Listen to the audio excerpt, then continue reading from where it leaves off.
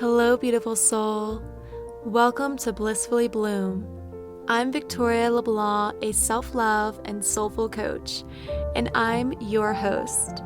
The intention of this podcast is to guide women to fall in love with themselves, embody confidence, and drop the stories of not good enough.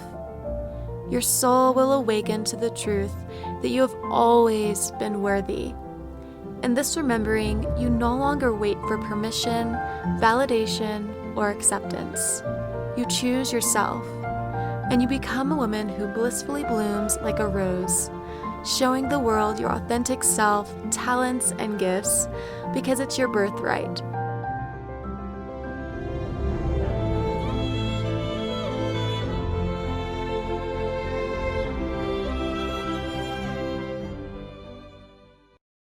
Hello everyone, happy Friday. I hope you had a wonderful week. In this week's episode, I'm going to be diving into people pleasing. So I'm going to talk about the 5 key signs that are going to help you recognize your people pleasing tendencies that you may hold on to. And then we're going to talk about how to let those go so that you can step into the version of yourself who puts herself first, who really aligns with her values, no matter who is present, who is around her. People pleasing is when you put the needs of others before your own. It's your tendency to put other people's happiness before your own. Sometimes we get the idea that, oh, if I please others, then I'm a good person or I'm not selfish. But in actuality, what you're really doing is you're not allowing yourself to fully be who you are because you're not voicing your true voice, right? You are giving people the wrong idea, the wrong impressions about who you are as a person when you may say yes to things that you may not have really meant to or not intended to say yes. Or you might change your behavior or shift the way that you act in order to deem yourself as acceptable or feel a part or feel like you belong to a certain group.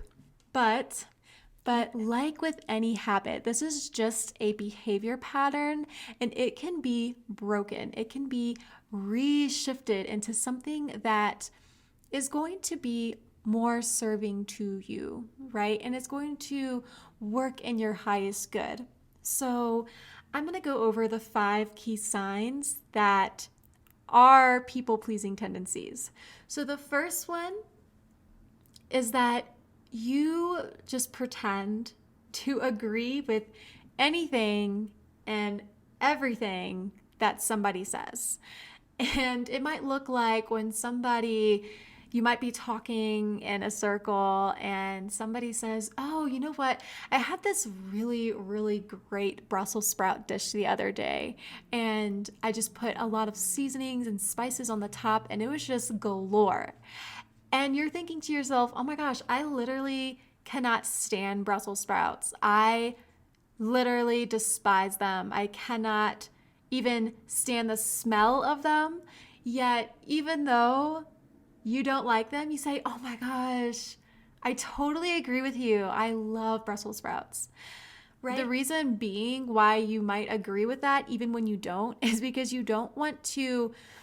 Oftentimes, we know that when you see yourself in another person, when you are a mirror image of that person is going to see you in them, and you are going to see you in them. And it makes you more connected in a sense, and you feel more connected to that person. So maybe you fear that disconnection when you fear that that other person is going to find out, oh my gosh, they don't like the same things that I like.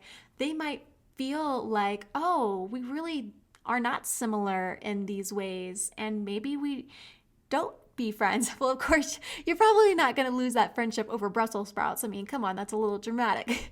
But it can go so far as to even shift. Brussels sprouts are like superficial, right? It can even go into the more deeper layers of our being and how we define ourselves.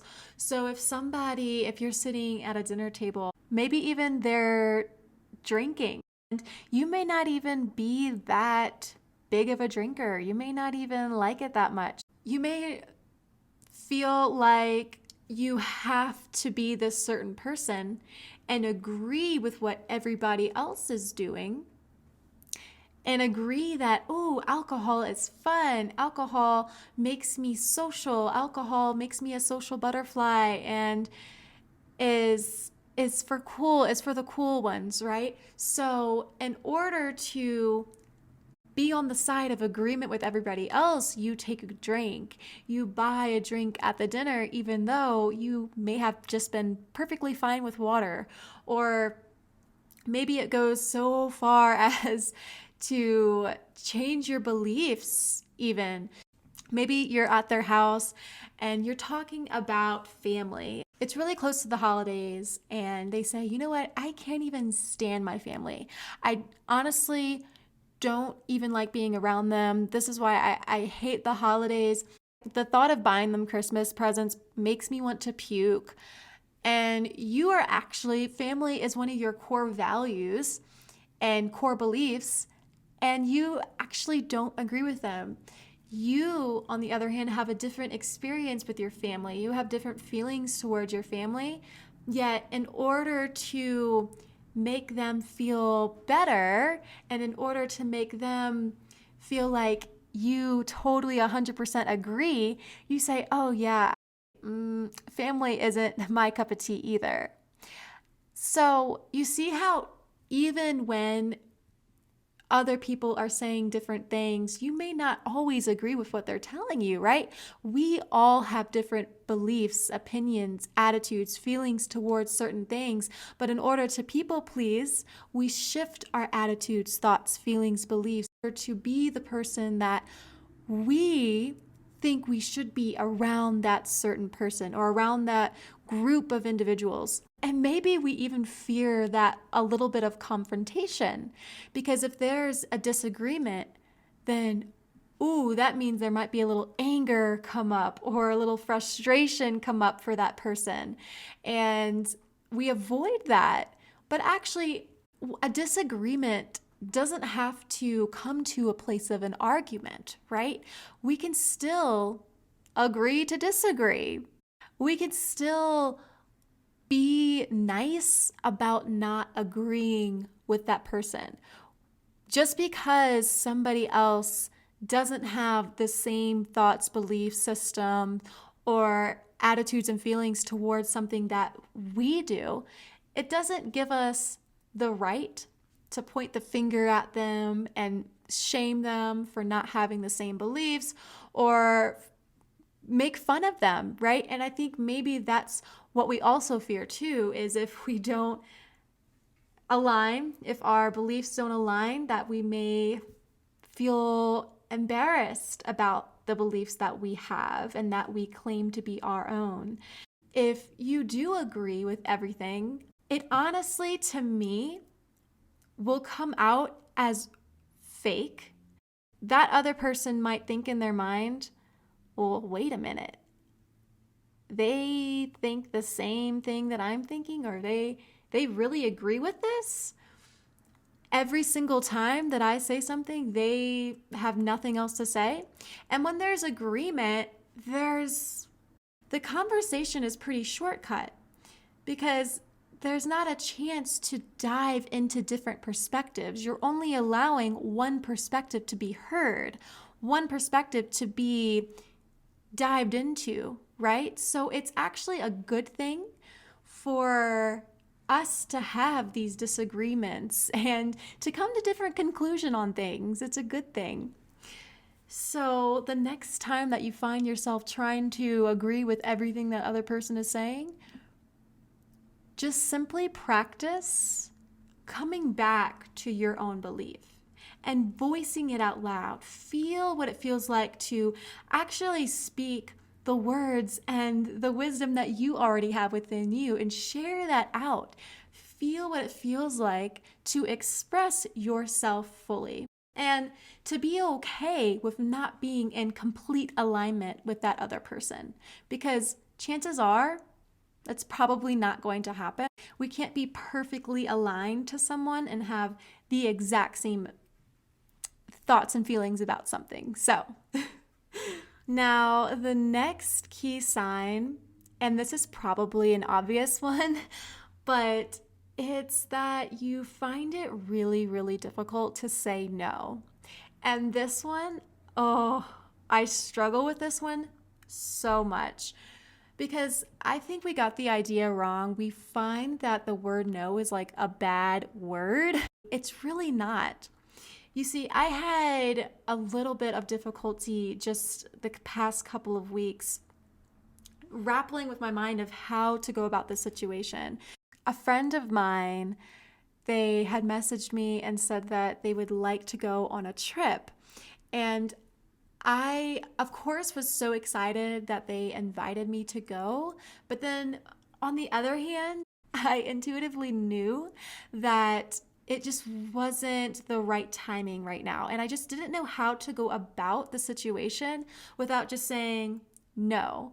Because in my mind, I just didn't want to hurt her feelings. I didn't want her to feel like I was rejecting her in any way. And that's what a lot of this word, the energy of no, we hold on to, is that it's a sign of rejection. But when you allow yourself to say this two-letter word, N-O, what actually happens is you create more space for yourself to do the things that you actually want to do, right? Because saying yes to everything, even though it's not actually what you want to do in that time and that moment, you are going to give away your energy in places that you truly did not intend for them to be, where you did not intend for them to be. And for the situation that I was telling y'all about, I knew that I didn't want to just say no. And this is just, it's going to take a lot of practice to start speaking up for yourself when you truly want to.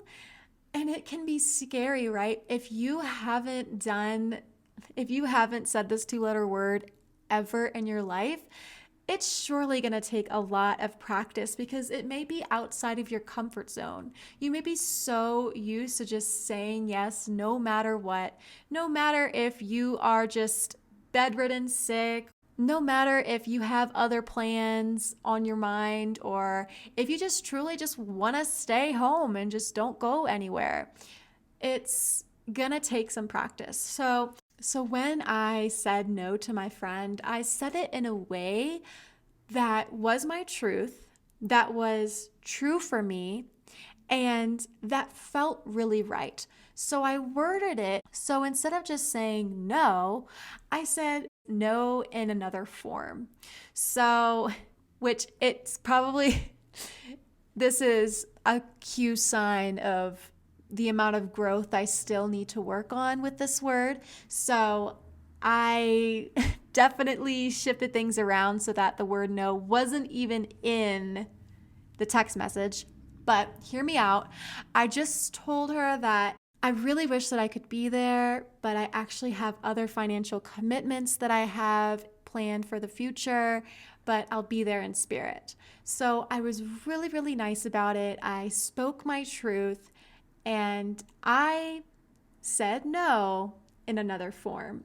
Now, it might take me a few practices, a few times to actually say the word no, but it was a huge step for me because instead of just saying yes, I actually said what I truly meant on the inside. Instead of just making a decision right away, saying yes, right? It can be even little decisions like that, when somebody asks you to do something for them or to go somewhere with them or to do an experience with them, it can be so easy just to say yes right off the bat, right? And if we just give ourselves a little bit of wait time to just Wait for how our body responds to their question. What is coming up for you when somebody tells you, hey, would you like to go skydiving with me next year? Instead of just saying, typing out the response within 1 second, yes, wait for how your body actually responds to that scenario. Maybe take a few days to wait on it. And surely you will know. It will be a deeper inner knowing if it's a actual yes or if it's a complete no. If you chose to say no to the skydiving experience and you messaged them back and told them no, instead of doing that, you have more time to do something that will be even more magical for you and that is more aligned to you, right? And it just because you didn't go on that skydiving trip doesn't mean that you can't hang out with your friend. You can do something that you actually feel comfortable with doing and that you feel would be really, really fun for the both of you so that you can continue to grow and cultivate an even deeper relationship with your friend. With this one, again, it's going to practice saying no. No doesn't have to come with an attitude, right? We can say no in a kind and gentle manner and still come from a place of compassion. And I think it is going to take a shift in belief that the word no is a mean word. It's actually not a mean word. It's the complete opposite of yes. Every decision that we make, we either say yes, no, maybe later, right? Those are basically the three, if not, there might be a few in there, three basic choices that we have. And it's our right to say no. It's our right to say yes. And so it's just taking back that power that we hold. And the more that you show up in your no's and stand strong in them, the more that you are going to feel more confident in voicing that no. Now, the third key is you don't admit when your feelings have been hurt. So, this is a biggie because if we just go along our days, if somebody truly does something that makes you feel a little hurt inside and maybe causes a little bit of sadness or causes a little bit of frustration or just disappointment, when we keep that bubbled up inside of us and we don't express that, how is that other person going to know what is wrong? They don't have the power to read our minds, right? We can't just assume that that other person is going to know exactly how we're feeling, exactly how we're thinking. And if we're just la di da di da, happy, happy smile, put a smile on my face, and I'm not gonna show any other emotion because happy people are easier to get along with, they're easier to be around. Good vibes only. Bullcrap. Bullcrap to the good vibes only, okay? We are human and we experience a whole wide range of emotions. And with voicing your emotions and sharing them out, being vulnerable, taking a vulnerable moment and being willing to say, you know what, this actually didn't make me feel good because you are in this body that we call home and you are experiencing your own emotions. When other people are able to understand your triggers, they begin to understand you more as a person. And when you share how you truly feel, you allow them to see your humanness. You are the one that is responding, your body is responding in this way, and you are experiencing these emotions. It's important to focus on you as the subject. So when you are sharing your feelings, You can say something along the lines of, you know what, whenever you say this, it makes me feel blank, insert feeling this way. Maybe you have this friend who body shames people.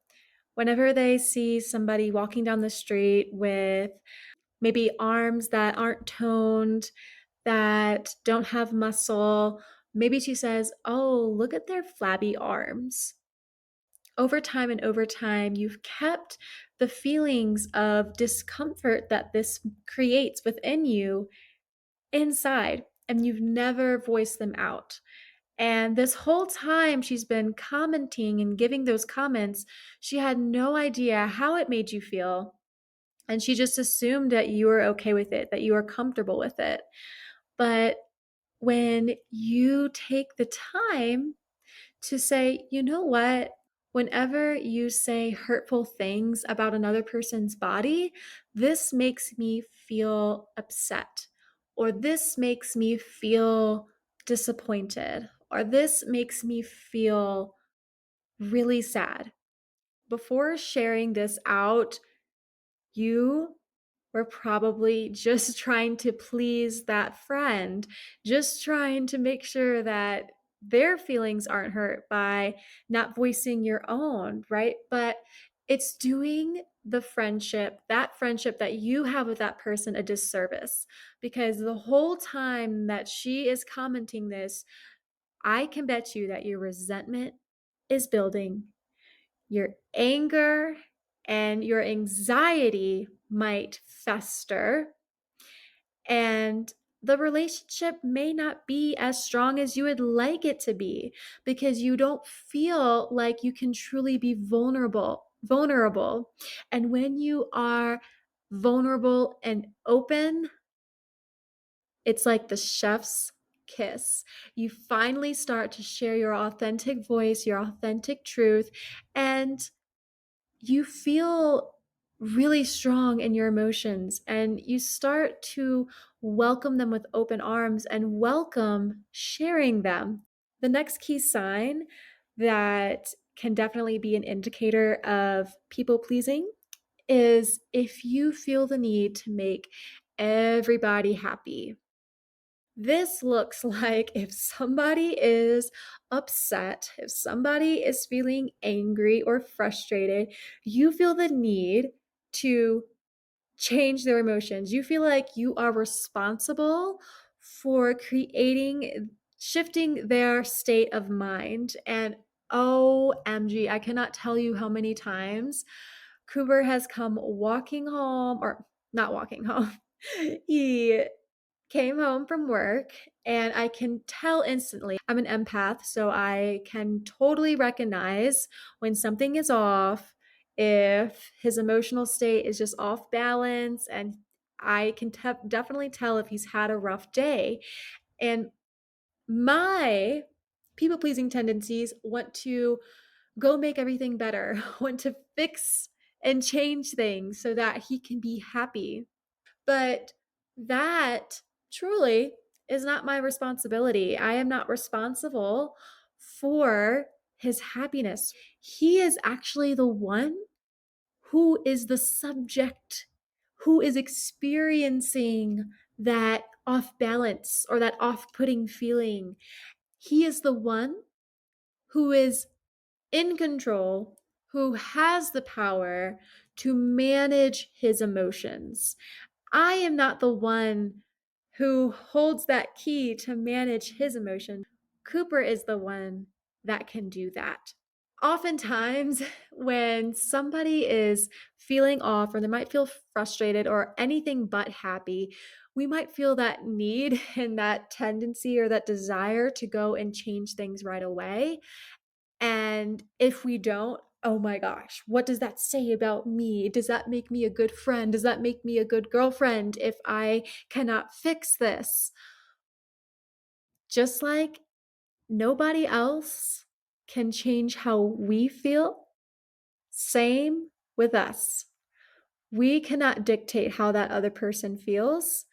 Yeah, you can be that support system. You can be that person who they can have someone to lean on and lean their head on your shoulder, right? If they would like that, if they feel comfortable with that. But all in all, we do not have the power to shift their emotional state. And we don't have that right to do that. What if Cooper walked in there and he was actually okay with being unhappy? It's okay not to be okay. But we get this idea, oh my gosh, if somebody is feeling a certain way other than happiness, oh, the whole world is crashing down. The emotions, all of their emotions are temporary, so is ours, and it will pass on their own time. We are not responsible for when it does. With this one, what I would suggest is to allow whatever is to be. Allow that person to have space to process whatever emotion that they have. And it's often, I even heard of this when you see somebody crying, we have this almost innate sense to want to pass them the tissue to make everything okay, or to just go run up into them and hug them and make them feel better right away. But it's actually okay for them to process that emotion. That emotion isn't destructive. That emotion may lead them to the next healing step in their journey, to the next evolution of their personal growth journey. You just never know. So, just allowing them to have that space, have that time to process whatever it is that they are feeling, and then if you feel like it's the right time, ask them if they would like your comfort, or if they would like your support, or if they would like to vent out anything and talk about whatever that it is that they're going through. The last and final key sign that I'm going to talk about is if you apologize often. Now, this can look like, oh my gosh, I'm so sorry. Oh my gosh, I'm so sorry. In every other sentence that you say, it looks like you apologizing for everything because you fear that you did something wrong, or that another person is blaming you for something even if you had nothing to do with it, right?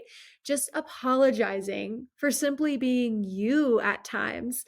And this can really be destructive because we can be unapologetically ourselves. We don't have to be sorry for who we are or who we are evolving into. There's no need to apologize for that. One way to let this go and let apologizing for everything go is to catch yourself when you feel tempted to say sorry and just not say it. This is another habit. Of course, if this is another behavior pattern that you have picked up on, this is going to be another habit that is just going to take practice. Another thing, too, that you can do is kind of catch how many times you say sorry throughout the day and take note of what it was for. Was it something that truly needed to be apologized for? Or was it something that you just said to please that other person, to let them know that, oh my gosh, I did something that probably I wasn't supposed to do? Was that apology truly meant to be there? Or was it just there out of fear? When you're intentionally apologizing about something, it's usually something that you truly feel sorry for. But when we're just using this word sorry like it's popcorn, it's probably something deeper. It's probably something that we have to look within to see, okay, why am I using this word in my vocabulary so often when it's just a waste of my energy. When we use our voice, we are using our energy up, our energy reserves. And when you choose to say sorry after every single word, or I don't know, I don't know if I'm being dramatic here, but I don't know how many times you say sorry throughout the day. It just gets repetitive and it almost becomes meaningless in a sense. So that when you truly feel sorry for something, it feels like, oh, it's just another day because I say sorry all the time, you know? So, in order to let this go, just practice letting go of that desire. When you catch yourself wanting to say sorry, just oop, oop, oop, not today, not today. Okay, so I hope that you enjoyed this podcast episode. I surely had fun talking about it. And I want to give y'all some journaling prompts. Out of the 5 key signs that I have mentioned today, which one do you most resonate with and why? And then another journaling prompt to go into this a little bit further is, where do you think your people pleasing tendencies came from? Right? Where do you think they all started and began? Because it is a habit. It's a habit that was learned. Where do you think you learned it? And why do you think it stuck with you? Then another journal prompt is, how are you going to let go of the people pleasing tendencies today? What actions can you do to let them go and to release them?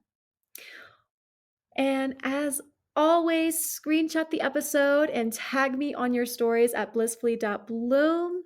And I will be sure to share your stories and give you a shout out as well.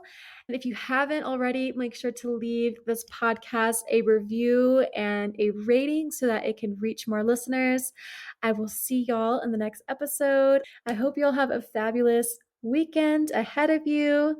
Bye now.